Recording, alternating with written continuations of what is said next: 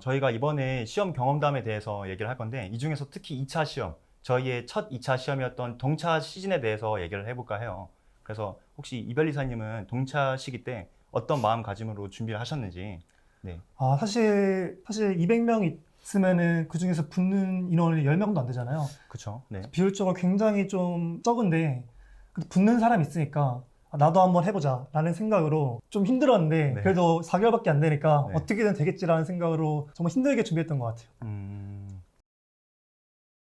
서지석 변리사가 중앙도서관이라는 곳이 있었는데 24시간 내내 거기에 상주에 있어서 어떻게 씻고 어떻게 먹고 어떻게 자는지 이런 게 되게 궁금했었는데, 좀 그에 대한 얘기를 해주실 수 있는지. 그 말 그대로 제가 그때 모든 시간을 다 단축하고 싶었어요. 잠을 자는 시간도 줄이고 싶었고 이동 시간도 줄이고 싶어가지고 제가 옷을 일주일치를 싸가지고 이제 거기서 옷을 계속 갈아입고 밥도 거기서 해결하고. 근데 샤워 같은 경우는 많은 사람들이 궁금해하는데 그러면 도서관에서 그렇게 자고 먹고 씻는 걸 어떻게 가능하냐, 그게. 저 같은 경우는 그 근처에 헬스장이 있어가지고 그 헬스장을 제가 등록을 했어요. 근데 운동하려고 등록한 게 아니라 아침에 일어나서 씻으려고 제가 등록을 했었거든요. 그래서 제가 일주일치 옷을 싸갔으니까 아침에 일어나면은 옷을 다음날 입을 거를 챙겨가서 씻고 이제 옷을 갈아입고 또 헬스장에서 나와요. 그래서 또 도서관에서 또 공부를 하고. 근데 도서관에 또 잠을 자야 되니까 그렇게 옷 갈아입고 이제 밤에 잠을 자고 아침에 일어났을 때 보통 이제 6시쯤에 청소해 주시는 분들이 있는데 그분들이 이제 청소하는 시간에, 청소하는 소리에 제가 이제 잠에서 깨거든요. 처음엔 되게 뻘쭘했어요. 처음에서 거기 소파에서 자가 도서관에 있는. 근데 나중에는 이제 워낙 안면도 트이고 그래가지고 막 서로 막 목례도 하고 아침에 일어나면은 그런 식으로 했었거든요. 그렇게 뭔가 4개월을 정신없이 뭔가 나는 1년 만에 붙을 수 있다 라는 생각으로 그렇게 임했던 것 같습니다. 그때 마음이 몸도 많이 상했어요. 앉아서 공부하고 잠도 편하게 침대에서 못 자고 소파에서 누워 있으니까 그때 막 허리도 많이 아프고 그랬는데 그렇게 뭐 간신히 4개월을 버텼죠. 첫 번째 2차 시험 끝나고 뭔가 홀가분한 마음으로 근처 가까운 나라 여행을 다녀왔었고, 저는 은근히 그 동차 시험 결과에 대해서 내심 기대가 있었어요. 왜냐면 그렇게 도서관에서 포켓몬 생활을 하다 보니까 뭔가 나도 그 5명, 10명 안에 들 수 있지 않을까? 라는 그런 마음으로 그 4개월 발표를 기다렸었거든요. 이게 사실 시험 본 거랑 상관없이 기대를 하게 되는 것 같아요. 막 그 그죠. 발표 날이 다가오면은 혹시 나도 될 수 있지 않을까라는 생각도 하게 되고, 나도 거기에 포함되면 좋겠다. 그 생각을 했던 것 같은데 기적이다, 기적, 사실. 그런 일은 저희 둘에게 발생하지 않았습니다. 네. 결론적으로 다들 다 떨어졌죠. 네. 결과 보고 나서 또 한편으로는 내가 공부했던 방향이 맞았구나라는 그런 생각도 했었어요. 이대로 하면은 뭔가 다음 시험 때는 붙을 수도 있겠다. 이대로 가면 되겠다. 내가 했던 게 틀리지 않았구나라는 거를 제가 그때 점수를 확인하고 나서 오히려 자신감이 붙었었거든요. 저는 솔직히 생각보다 안 나왔던 것 같아요. 그래도 이게 각색된 건지 모르겠는데 그래도 나름 기대를 하고 있다가 점수는 되게 처참하게 나왔었고요. 그래서 기대 때 정말 열심히 안 하면 큰일 나겠다라는 생각을 했던 것 같습니다. 그래서 저희가 이제 불같은 기득 기간을 보내게 됐죠. 제가 듣기로는 스터디 왕이라고 제가 들었거든요. 그냥 각종 있는 스터디는 다 하셨다고 들어가지고. 스터디 혹시, 왕. 네. 정말 여러 가지 많이 했던 것 같아요. 저 별의별 걸 다 했는데 아침에 공부하는 스타일이라서 아침 6시 반까지 출첵을 하자. 그래서 늦으면은 5,000원을 내기로 한 거였어요. 근데 결론적으로는 이제 시험이 끝날 때까지 거의 수표가 필요할 정도로 정말 벌금이 많이 쌓였던 기억이 있습니다. 혹시 그거의 상당 비율을 이별 이사님이 담당하시지 않았나요? 그게 제가 돈을 주면서 공부를 했었죠.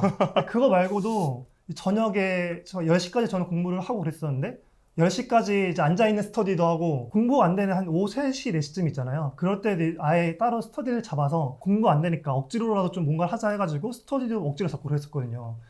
많게는 5개의 스터디까지 했던 것 같아요. 5개, 정말 5개나. 스터디를 많이 했던 것 같습니다. 그 중에 한두 개가 저랑 같이 했던 스터디겠죠? 네, 네. 그때 암기 스터디도 많이 하고 네, 그때 많이 막 하고 상표 서로, 스터디도 하고 많이 했었죠. 서로 얼굴 보면 서로 뵙고.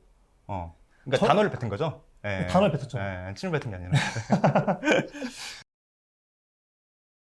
혼자 도서관에서 공부할 때는 되게 순 공부 시간에 대한 강박이 있었어요. 나는 오늘 11시간 했다. 나는 오늘 12시간 했다. 나는 13시간 했다. 그런 강박이 있었는데 뭔가 기득 기간에 들어서고 이제 스터디라는 걸 하다 보니까 순수한 공부 시간보다는 어떻게 효율적으로 시간을 쓰고 어떻게 스터디를 구성을 해가지고 공부를 잘 할 수 있을까가 중요하다는 생각을 했었거든요. 그때 양도 중요하지만 질도 중요하다는 생각을 하면서 이제 기득을 준비했었던 것 같아요. 가끔 화장실도 가고 밥도 먹고 하잖아요. 오고 가면서 서로 얼굴 보면은 오늘 아까 전에 했던 스터디가 뭐였는지 두 문자 서로 확인하고 아까 우리가 뭐 상표의 어느 부분을 공부했는데 그거 기억나냐? 읊어봐라. 이런 거를 수시로 했던 것 같아요.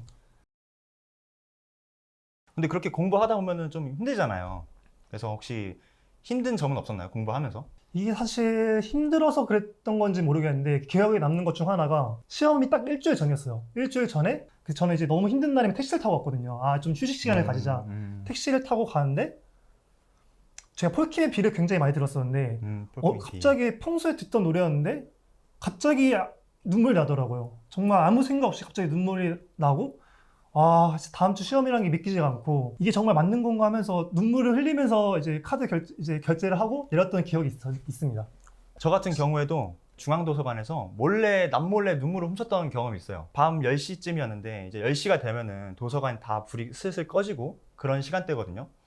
사람이 없는 이제 도서관 맨 옥상으로 올라가가지고 눈을 감았는데 눈물이 여기서 나오는 거예요. 비집고. 네, 비집고 막 눈물 나와가지고 막 껄껄했던 경험이 있습니다.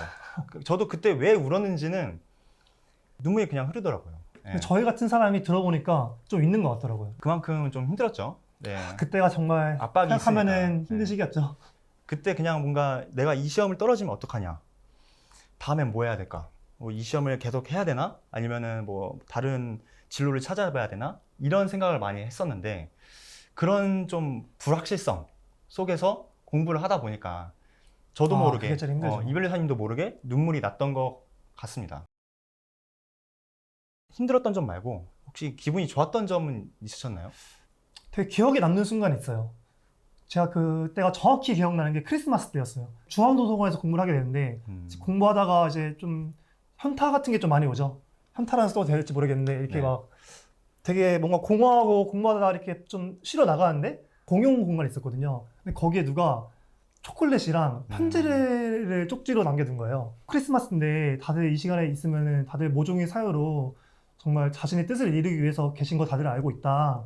그래서 그 순간에 너무 자기가 봤을 땐 보람차고 다들 열심히 해서 좋은 결과 이뤘으면 좋겠다라는 식으로 써있고 그 초콜릿을 먹으라고 나왔더라고요. 그걸 먹으면서 이제 정말 너무 좀 가슴이 따뜻해졌던 그런 경험이 있었던 것 같아요. 맞아요. 저도 그걸 봤었는데 저는 그걸 하나의 그냥 복이라고 생각하고 그냥 최대한 많이 집어서 이걸 많이 먹고 나도 힘내야 되겠다. 그 생각하면서 저도 인상이 깊었던 점 같아요. 그 초콜릿은 나중에 합격을 하고 먹자라고 제가 했었거든요. 그래서 냉동실에 넣어두고 합격한 당일날 먹었습니다. 그분이 어떻게 되는지 모르겠지만 정말 너무 감사드리고 보고 싶네요. 그분은 아마 수험생들한테 다 은혜로 다가왔을 거예요. 혹시 그러면은 공부하면서 힘들었던 점 말고 좀 나름 보람찼던 점, 혹시 기뻤던 점 혹시 있으셨나요?